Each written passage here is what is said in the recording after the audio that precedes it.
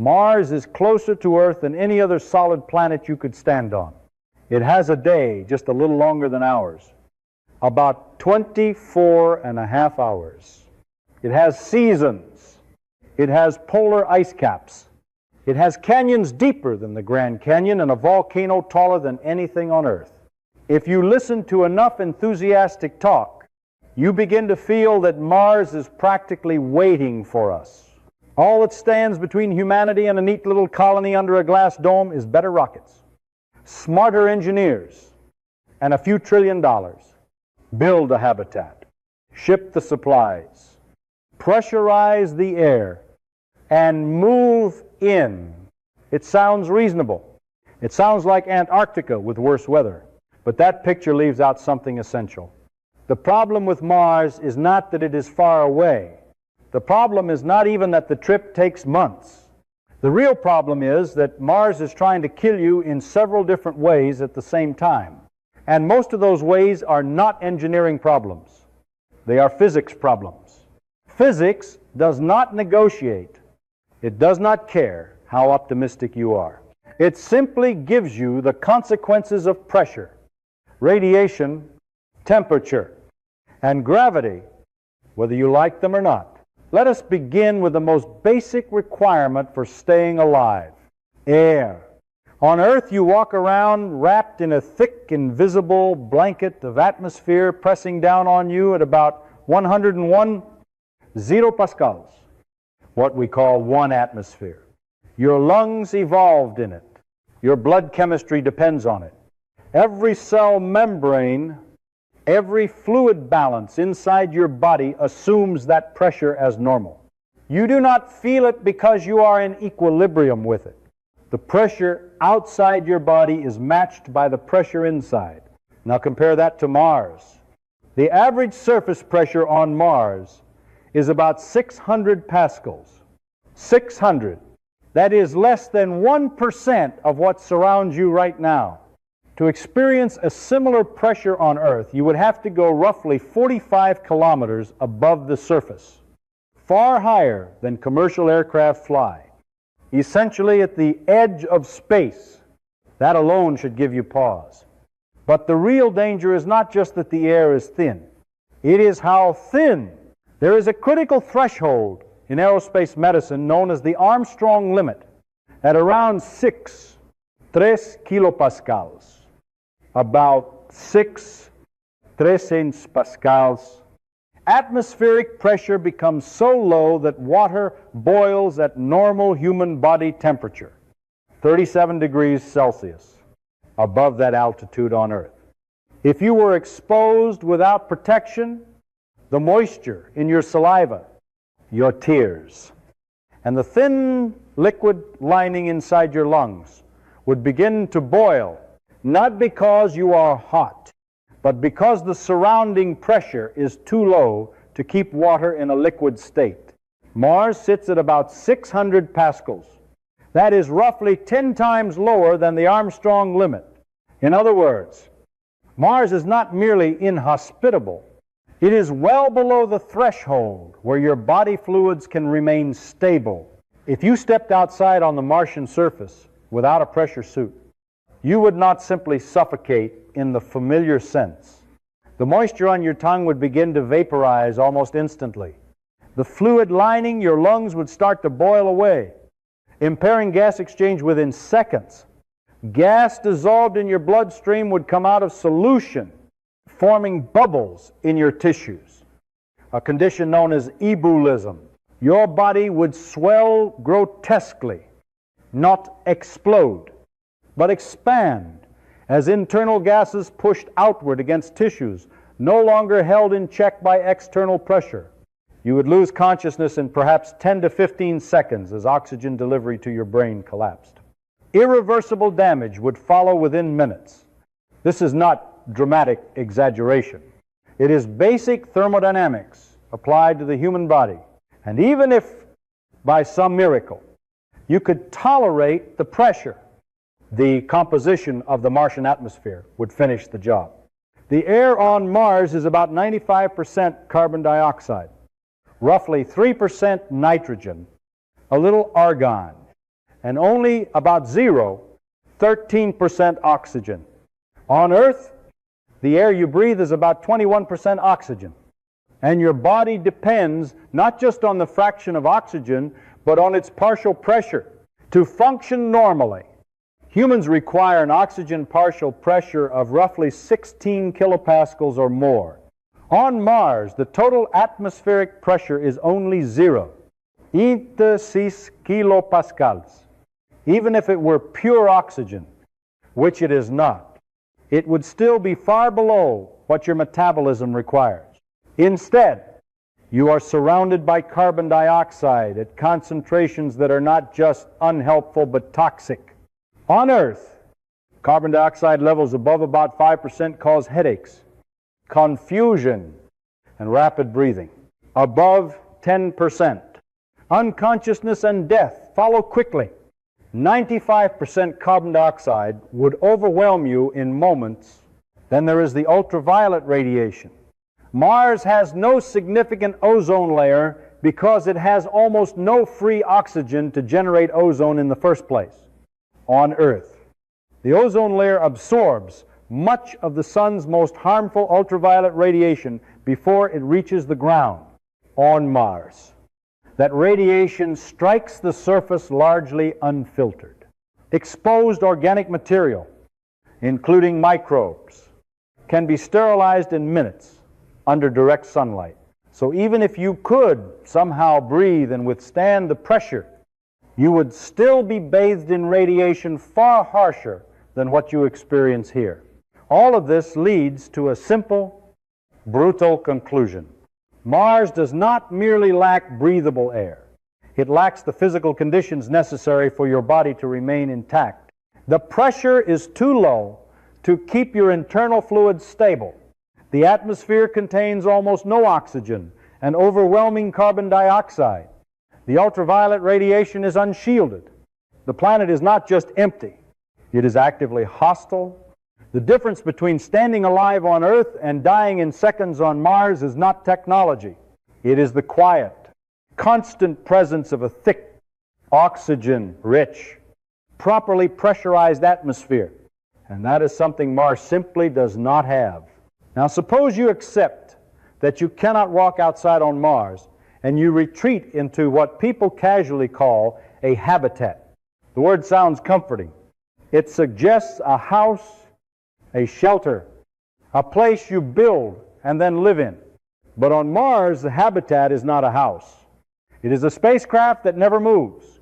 Every cubic meter of space you occupy must be artificially pressurized to something close to 1 atmosphere, roughly 100 pascals, while the outside world sits at about 600 pascals. That means every wall, every window, every hatch, every airlock is holding back nearly a full atmosphere of pressure difference at all times. On Earth, if a window seal fails, you get a draft. On Mars, if a seal fails, you get rapid decompression. The air does not politely leak out. It rushes out. The pressure gradient is enormous, and the atmosphere inside will scream through any opening it can find. Depending on the size of the breach, you might have seconds to react. That is not dramatic language. It is simple fluid dynamics. This changes the nature of architecture completely. On Earth, most buildings are designed to handle gravity loads and weather. The internal air pressure is essentially the same as the external pressure, so walls are not constantly fighting an outward force. On Mars, your habitat walls are under continuous tension. Like the skin of an inflated balloon, the larger the structure, the greater the total force trying to tear it apart. A dome 20 meters across, pressurized to near-Earth levels, is holding back millions of newtons of force. Every joint, every weld, every bolt must withstand that load, not for a day or a month, but for years, perhaps decades. If you are talking about permanent settlement, pressure vessels on Earth, in Procid Marine, chemical reactors, spacecraft modules are all subject to strict inspection schedules because materials under constant stress develop fatigue. Metals crack, seals degrade, polymers become brittle. On Mars, there is no large maintenance workforce rotating in and out. The same small crew living inside the structure must also monitor, inspect, and repair it continuously. Add to this the extreme temperature swing. At some Martian latitudes, the temperature can vary by 80 to 100 degrees Celsius between day and night. That means your habitat structure is expanding and contracting every single sol, over and over again, year after year. Thermocycling is a well-known cause of material failure. Bridges on Earth require expansion joints. Aircraft are inspected for microcracks caused by repeated pressurization cycles. Pipelines fail from temperature-induced stress. Now imagine your entire living space undergoing daily expansion and contraction while simultaneously holding back nearly a full atmosphere of pressure. Every cycle stresses seals, welds, and structural supports. Microfractures that are harmless at first can grow. A hairline crack in a pressure vessel is not cosmetic. It is a countdown. Then there is the dust. Mars is famous for its dust storms, and not just local whirlwinds.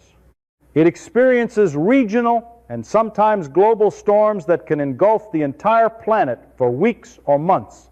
The atmosphere is thin, so the winds do not have hurricane force in the terrestrial sense, but the dust is extraordinarily fine, on the order of a few micrometers, and highly abrasive. It behaves more like smoke than sand. It infiltrates seams and joints. It coats surfaces. It clogs filters. It scratches transparent materials and reduces the efficiency of solar panels. Over time, this fine dust acts like a slow grinding paste on every exposed exterior surface. A seal that was perfectly airtight on day one may not remain so after years of abrasion combined with thermal stress. On Earth, when building exteriors, weather and degrade, you repair them with readily available materials and large crews. On Mars, every spare seal, every replacement panel, every specialized tool must either have been shipped from Earth at enormous cost or manufactured locally in a still fragile industrial system. The comforting image of a colony under glass ignores the fact that what you are really building is a permanently stressed pressure vessel in one of the harshest environments in the solar system. Even the International Space Station, which operates in microgravity without the added complications of dust storms and extreme day-night temperature swings, requires constant maintenance. Components fail, pumps break, modules age, crews rotate, equipment is replaced. No one lives there indefinitely. Now imagine that same level of technical fragility placed on a planetary surface where stepping outside without a suit is lethal and resupply opportunities come only every couple of years. A habitat on Mars is not a static shelter. It is an engineered bubble that must be actively sustained every minute of every day. If the systems falter, if fatigue goes unnoticed, if maintenance slips, the consequences are immediate and unforgiving. Mars does not forgive small mistakes. It amplifies them. Now consider a threat that does not announce itself with explosive decompression or visible storms. Radiation. On Earth, you live beneath two enormous shields that you rarely think about. The first is the magnetic field generated deep within our planet by the motion of molten iron in the outer core. This geodynamo creates a magnetosphere extending tens of thousands of kilometers into space. Charged particles streaming from the sun and from distant cosmic sources are deflected, bent around the planet by magnetic forces long before they ever reach the surface. The second shield is the atmosphere itself. Even particles that slip past the magnetic field must still plow through a thick column of air. That column absorbs, scatters, and attenuates a tremendous amount of incoming radiation by the time what remains reaches the ground. The dose is small enough for complex biological life to tolerate over long time scales. You are protected by a planetary system operating silently and continuously. Mars has neither of these protections in any meaningful sense. Its global magnetic field died billions of years ago when its interior cooled and the dynamo switched off. Without that magnetic barrier, the solar wind, a continuous stream of charged particles from the sun gained direct access to the upper atmosphere. Over hundreds of millions of years, it stripped away molecule after molecule. The atmosphere thinned, surface pressure dropped, liquid water became unstable. The loss of the magnetic field was not just a detail. It was a turning point that reshaped the entire planet. Today, only faint remnant magnetic patches remain in the Martian crust. Fossil traces of the field that once existed. They are localized and weak, offering no global protection. What reaches the surface of Mars is therefore far more intense than what you experience on Earth. Two primary sources dominate. The first is galactic cosmic rays. These are not particles from the sun. They originate in violent astrophysical events, such as supernova explosions and active galactic nuclei scattered across the galaxy. They are mostly high-energy protons, but a small fraction consists of heavy nuclei. Atoms like iron and oxygen stripped of their electrons and accelerated to enormous energies, sometimes approaching a significant fraction of the speed of light. When one of these heavy ions strikes living tissue, it does not gently ionize a molecule or two. It plows a dense track of ionization through cells, breaking DNA strands and causing complex clustered damage that biological repair mechanisms struggle to fix. The second source is solar particle events, bursts of energetic protons released during solar flares and coronal mass ejections. These are typically lower in energy than galactic cosmic rays, but arrive in overwhelming numbers, delivering large doses in short periods. Measurements from instruments on the surface of Mars indicate that an astronaut there would receive on the order of a few tenths of a millisievert per day, adding up to roughly a couple of hundred millisieverts per year. By comparison, the average person on Earth receives only a few millisieverts per year from natural background radiation. That difference is not trivial. Over a multi-year mission, it becomes substantial, approaching or exceeding the career limits currently set for astronauts. And unlike some occupational exposures on Earth, this radiation is not easily avoided. Here is the difficult part. Shielding against radiation is not simply a matter of adding thicker walls. High-energy galactic cosmic rays interact with shielding materials in complicated ways. When they strike dense materials like aluminum, they can fragment, producing cascades of secondary particles, neutrons and lighter ions that may themselves be biologically damaging beyond a certain thickness. Adding more conventional shielding can yield diminishing returns or even worsen the internal radiation environment. Materials rich in hydrogen, such as water or certain polymers, are more effective at slowing and absorbing these particles. But achieving meaningful protection requires substantial thickness, effectively meters of water equivalent. That translates into enormous mass. And mass is the most precious commodity in spaceflight. On Mars, you could bury habitats under several meters of regolith to gain additional shielding. And that is a plausible strategy.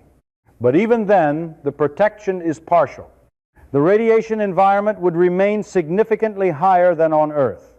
Over time, this increases the statistical risk of cancer, cardiovascular disease, and potentially neurodegenerative effects Studies simulating galactic cosmic ray exposure in laboratory settings have shown persistent cognitive impairments in animal models, including changes in neural structure within brain regions responsible for planning and decision-making. The very organ you depend on most in a remote, high-risk environment becomes vulnerable. Radiation on Mars is therefore not a dramatic, immediate killer like vacuum exposure. It is a chronic, cumulative assault driven by fundamental astrophysical processes. It arises from the absence of a planetary magnetic shield and the thinness of the atmosphere, both consequences of deep physical history. To live on Mars is to accept continuous exposure to an environment that the human body did not evolve to withstand.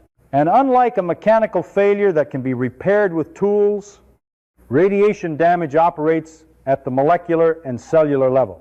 It is physics acting directly on biology.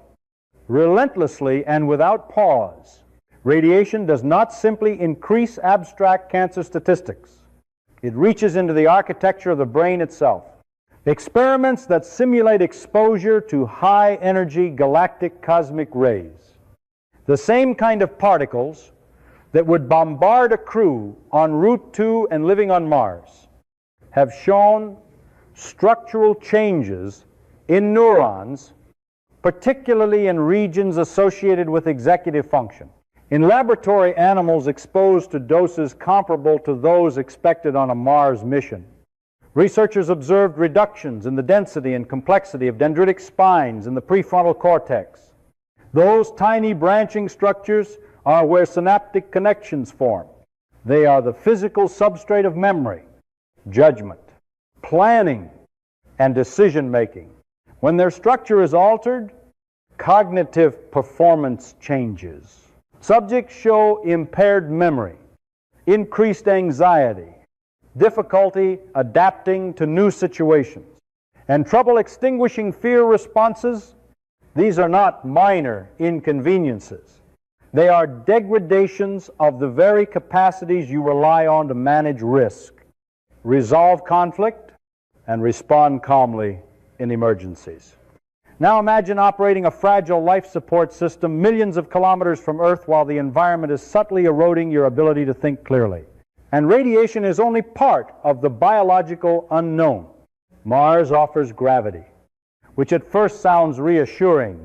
It is not microgravity. Objects fall. You can walk. The acceleration at the surface is about 38% of Earth's gravity. That seems substantial compared to zero. But the critical question is not whether you can stand up. It is whether 38% is enough to sustain long-term human health across years, decades, or generations. We simply do not know. All of our detailed physiological data come from two extremes: full Earth gravity and near weightlessness in orbit. In microgravity, astronauts lose bone density at rates of roughly 1 to 2% per month in weight-bearing bones, unless they exercise aggressively. Muscle mass declines. The heart, relieved of pumping against a strong gravitational gradient, can shrink slightly.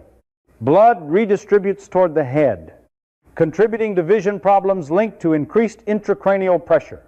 The immune system shows signs of dysregulation.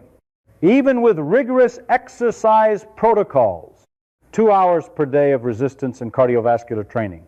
Crews returning from 6-month missions often require assistance upon landing and weeks to months of rehabilitation. Partial gravity sits in a gray zone between these extremes, and that gray zone is largely unexplored. The longest human exposure to reduced gravity outside orbit was on the Moon, where gravity is about 16% of Earth's, and the stays lasted only a few days. That tells us nothing about what happens over years. A systematic look at the available data suggests that gravity levels below roughly 40% of Earth's may be insufficient to fully maintain musculoskeletal and cardiovascular conditioning over the long term. Mars, at 38%, hovers right at or just below that speculative threshold. The implication is unsettling. Even if adults could function reasonably well with intense exercise and medical oversight, what about children? What about pregnancy? No one has studied fetal development in sustained partial gravity. Bone formation, muscle growth, neural wiring, cardiovascular maturation all occur under the influence of mechanical loading. Gravity is not just a background force, it is a developmental signal. Consider a child growing up entirely in 38% gravity. Their bones might mineralize to densities appropriate for that environment. Not for Earth.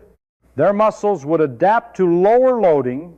Their cardiovascular system would tune itself to weaker hydrostatic gradients.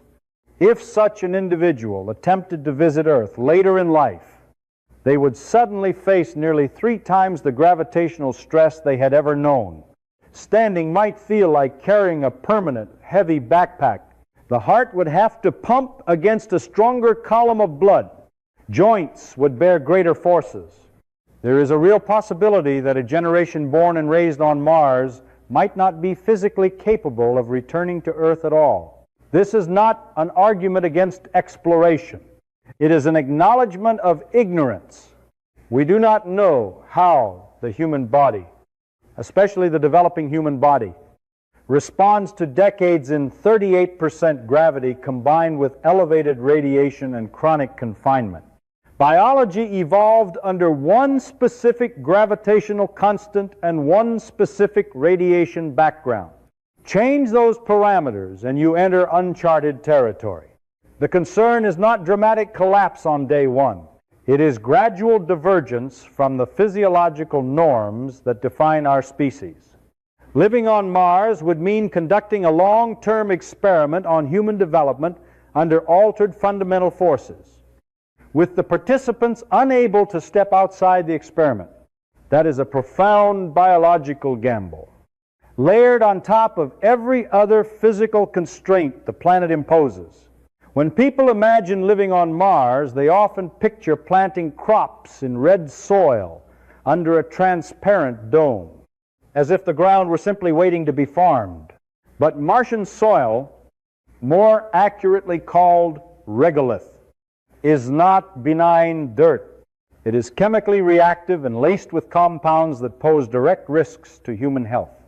Data from the Viking landers in the 1970s and later, confirmation from the Phoenix mission, reveals significant concentrations of perchlorates in the Martian regolith. Perchlorates are salts of perchloric acid and are strong oxidizing agents. On Earth, perchlorate contamination in drinking water is tightly regulated because even at very low concentrations, it can interfere with the thyroid gland's ability to absorb iodine. The thyroid controls metabolic rate, growth, and neurological development. Chronic exposure can lead to hypothyroidism and, in developing children, cognitive impairment. On Mars, these compounds are not trace industrial pollutants. They are part of the native soil chemistry, present at concentrations far higher than what would be considered safe for human exposure. Now combine that chemistry with the physical nature of Martian dust. The particles are extraordinarily fine, often only a few micrometers across, comparable to or smaller than talcum powder.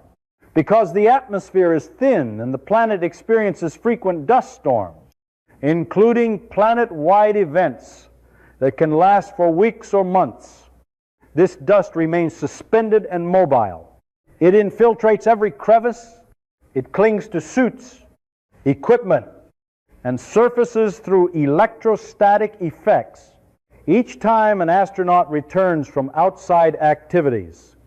Dust will be tracked into airlocks and living areas despite the best containment procedures. Inhaled fine particles can lodge deep in the lungs. On Earth, chronic exposure to fine silica or asbestos fibers leads to inflammation, fibrosis, and long-term respiratory disease. While Martian regolith is not identical to those materials, the combination of fine particle size, chemical reactivity, and perchlorate content makes it a serious concern. Living on Mars means living in an environment where the very ground is both chemically and mechanically hostile to your respiratory system. Agriculture, often proposed as a path toward self-sufficiency, therefore becomes far more complicated than simply planting seeds in local soil. Before regolith could be used safely, it would need to be processed to remove or neutralize perchlorates, a step that requires chemical treatment, water, and energy. Alternatively, crops could be grown hydroponically in carefully controlled nutrient solutions using purified water. But hydroponics demands pumps, lighting, climate control, nutrient management systems, and constant monitoring. None of these operate passively. They consume power continuously. And power on Mars is not a background utility you take for granted. It is the central bottleneck around which every other activity revolves. Consider the temperature. The average surface temperature on Mars is around minus 63 degrees Celsius. In some regions, it can drop far lower.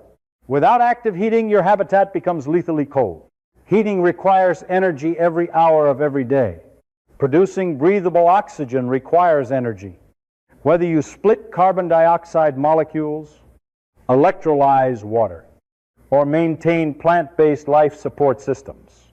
Extracting water ice from beneath the surface requires excavation equipment, heating elements to melt the ice, purification systems to remove contaminants, and storage infrastructure to keep it from refreezing. Growing food under greenhouses requires supplemental lighting because Mars receives only about 43% of the sunlight Earth does. Dust accumulation further reduces solar intensity. All of these processes feed into a loop. To grow food, you need water, heat, light, and controlled atmosphere. To provide water and atmosphere, you need power. To generate power, you need infrastructure that itself must be maintained, shielded, and occasionally replaced. Solar panels are an obvious candidate for energy generation, but their output per square meter on Mars is significantly lower than on Earth because of the greater distance from the sun. Add dust, deposition, and periodic global storms that can dim sunlight for extended periods, and solar becomes intermittent and vulnerable. The experience of the Opportunity rover, which functioned for years until a massive dust storm blocked enough sunlight to drain its batteries permanently, illustrates the fragility of solar reliance. Nuclear reactors offer more stable output independent of weather, but they require fuel. Shielding, cooling systems, and highly trained operators. Establishing and sustaining that capability on Mars implies an industrial chain that must either be imported at enormous cost or gradually constructed in situ with limited resources. Every proposed solution returns to the same constraint. Energy is not just another subsystem. It is the enabling condition for all subsystems. Without continuous power, heat fails, air circulation stops, water systems freeze, crops and habitats lose pressure control. On Earth, a regional power outage is disruptive and inconvenient. On Mars, it is existential. The loop is tight and unforgiving. The soil must be processed. The air must be manufactured. The water must be extracted, and the temperature must be regulated, all through machines that require energy. Living on Mars is therefore not a matter of finding a patch of land and adapting. It is a matter of running an uninterrupted, high-precision industrial operation in one of the most energy-constrained environments humans have ever attempted to inhabit. Even if you could solve pressure, radiation, soil chemistry, and energy generation, you still face the tyranny of distance and mass. Earth and Mars are not next-door neighbors in any practical sense. Their relative positions change constantly as they orbit the sun. Efficient launch opportunities occur roughly every 26 months. When the geometry aligns for what is called a Hohmann transfer orbit, miss that window and you wait more than 2 years. When you do launch, the trip takes on the order of 7 to 9 months each way with current propulsion systems. During that time, you are committed. Orbital mechanics does not allow you to simply turn around if something goes wrong. You follow the trajectory dictated by gravity and velocity. If a major system fails 3 months into the journey, the nearest help is not hours away. It is months away, and possibly unreachable. Communication adds another layer of separation. Radio signals travel at the speed of light, and even light takes between 3 and 22 minutes to go from Earth to Mars, depending on their positions. A round-trip exchange can therefore take 6 to 44 minutes. That eliminates real-time conversation. You cannot call a specialist on Earth during a medical emergency and expect immediate guidance. Every crew must be medically self-sufficient, technically self-sufficient, psychologically self-regulating. They must diagnose illness, perform surgery if necessary, repair hardware, debug software, manage crops, maintain reactors, and resolve interpersonal conflict without outside intervention. The delay is not just inconvenient, it changes the structure of decision-making. Autonomy is not optional. It is mandatory. Overlay all of this with the most unforgiving constraint in spaceflight, the rocket equation. Formulated by Konstantin Tsiolkovsky, it relates the change in velocity a rocket can achieve to the exhaust velocity of its propellant and the ratio of its initial mass to its final mass. The crucial feature is the logarithm. To gain more velocity or to carry more payload, you need more propellant. But more propellant adds mass, which in turn requires still more propellant to accelerate. The relationship spirals quickly.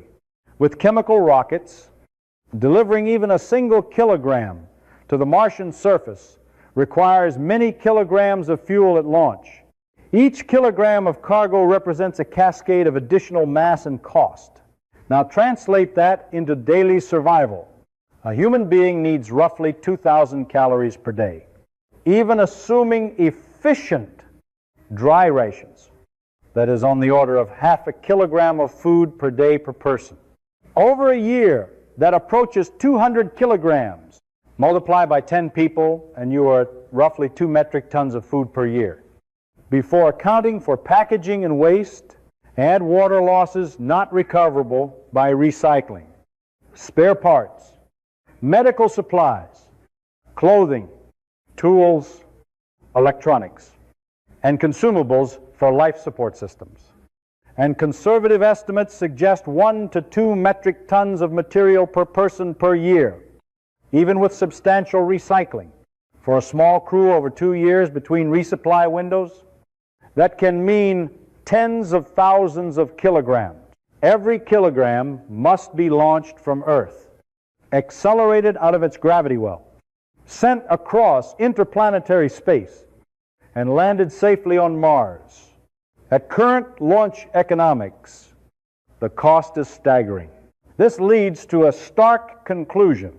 Either a Martian settlement becomes almost entirely self-sufficient, capable of mining, refining, manufacturing, and repairing nearly everything it needs, or it depends on an extremely expensive and vulnerable supply chain stretching millions of kilometers. But building self-sufficiency itself requires shipping heavy industrial equipment in the first place. You must bootstrap an entire industrial ecosystem in an environment that is already hostile and energy constrained. All of this unfolds within profound psychological isolation. A Mars crew is not just physically distant. They are temporally and socially separated from Earth. No quick visits home. No rapid evacuation. No immediate external arbitration in conflicts. The walls of the habitat define the limits of their world. The combination of logistical fragility, mass constraints dictated by the rocket equation, and deep communication delay means that living on Mars is not merely difficult, it is a continuous exercise in operating at the edge of failure, without the safety nets that have always existed beneath human civilization on Earth. After you strip away the romantic language about frontiers and colonies, what remains is a stark distinction between visiting a world and living on one. Humans can probably go to Mars with enough planning, shielding, redundancy, and money. A crew can land, operate for a limited time, and return. Physics allows that. But living there in the way we live on Earth, raising generations, building a self-sustaining civilization, assuming permanence, is something fundamentally different. The word colony implies stability and continuity. It implies that if something goes wrong, life continues anyway. Mars does not offer that margin. On Earth, if a power plant fails, you may lose electricity. You do not lose the ability to breathe. If a government collapses, if supply chains falter, if technology regresses, people still survive because the planet itself remains habitable. The air stays at 1 atmosphere. The oxygen fraction remains near 21%. The magnetic field continues deflecting charged particles. The ozone layer continues filtering ultraviolet radiation. Gravity remains at 1 g. The oceans and atmosphere buffer temperature swing. Nature provides a baseline of survivability beneath every human system. Civilization can weaken or even collapse, and the biosphere still sustains life. On Mars, the situation is inverted. Every breath, every degree of warmth, every glass of water, every calorie of food depends on active, continuous technological intervention. If the power grid fails, the air stops circulating, heaters shut down, water systems freeze, crops and pressure control degrades. The timeline from systems failure to lethal conditions is measured in hours or days, not years. There is no fallback to a benign environment. There is only the raw planetary state, thin carbon dioxide atmosphere, low pressure, high radiation, extreme cold. A Martian settlement would exist inside an engineered bubble whose integrity must be maintained without interruption across decades. That is a level of fragility our species has never experienced. Understanding why Mars is so hostile reveals something extraordinary about Earth. Every protection that Mars lacks, Earth provides. Our magnetic field exists because the planet is large enough and internally hot enough for molten iron in the outer core to circulate, generating a global magnetosphere. That field has operated for billions of years, shielding the surface from solar and cosmic radiation. Our atmosphere is thick because Earth's gravity is strong enough to retain heavy molecules and because the magnetic field prevented the solar wind from stripping them away. Our ozone layer exists because biological processes over billions of years filled the atmosphere with oxygen, allowing ultraviolet absorbing ozone to form in the stratosphere. Our climate is regulated by an intricate interplay of greenhouse gases, oceans, cloud formation, geological cycles, and living systems that recycle carbon and stabilize temperature within a relatively narrow range. When someone says Mars is our backup plan, they are implicitly suggesting that a collection of machines inside a habitat can replace a planetary scale system built from a molten core 5,000 kilometers across, an atmosphere weighing quadrillions of tons, a magnetosphere stretching tens of thousands of kilometers into space, and a biosphere that has self-regulated for nearly 4 billion years. That comparison is not an argument against exploration. It is an argument for humility. Physics does not bend to optimism. It gives you the consequences of mass, distance, pressure, and radiation. Mars teaches a lesson with uncomfortable clarity. Habitable planets are not the default state of rocky worlds. Change the mass slightly. Alter the internal heat budget. Remove the magnetic shield. Thin the atmosphere. And you do not get a harsher version of Earth. You get a desert where a human being cannot survive unprotected for even a minute. Earth occupies a narrow band of physical parameters where liquid water, breathable air, moderate radiation, and stable gravity coincide. That combination is not guaranteed by any law. It is the outcome of specific initial conditions and long evolutionary histories. There is no simple plan B waiting in the sky. There is one planet in this solar system where you can walk outside without a suit and remain alive. The deeper you understand the physics of Mars, the more remarkable Earth appears. Exploration may expand our reach, but it should also sharpen our appreciation. The most advanced life support system we will ever inhabit is already beneath our feet.